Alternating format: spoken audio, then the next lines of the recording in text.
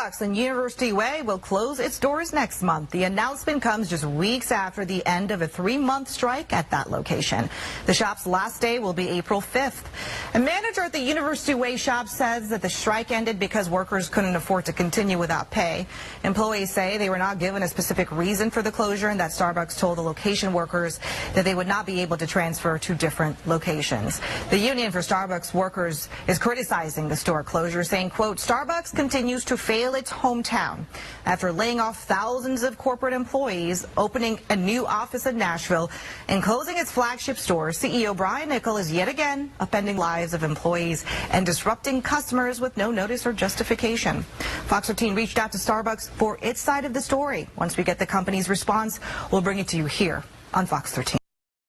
Well, there you have it, right? And what makes this case even more significant is that, according to the reports, these employees are not even being given the option to transfer to another store, which is something that the company has allowed in other situations, meaning that in practical terms, these workers who participated in that cycle of activism are now simply out of a job. And that raises a serious question about the long-term consequences of this strategy, because at some point you have to ask whether these actions are actually improving workers' lives or whether they're accelerating the elimination of the very jobs these workers depend on.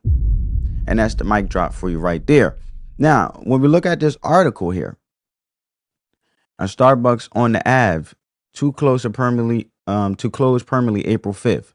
So when you look at this situation more closely, what really stands out is how different this response is compared to what we typically see. Because in most cases, Starbucks will try to soften the blow by saying, look, we're closing this location, but you could transfer to another store. Maybe you have to commute a little farther. Maybe it's inconvenient, but at least you still have a job. There's still some continuity there. And that's usually how companies handle these things when they want to avoid backlash. But in this case, that option was taken off the table entirely. The same store that had just been actively participating in strikes and union activity gets shut down, and employers are told not only that the store is closing, but that they cannot transfer and will have to reapply from scratch if they want to work for the company again, which in practical terms means you're out, you're done. And that tells you quite a bit about how the company is interpreting what's been happening internally, because at some point businesses stop viewing this as normal labor negotiation and start viewing it as ongoing operational disruption.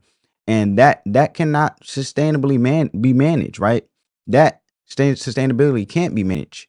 And when that line gets crossed, the response becomes much more decisive. Now, layered on top of that is the policy environment that's enabling a lot of this behavior, particularly in states like Washington, where you have legislation that effectively subsidizes striking. So you had a worker in this case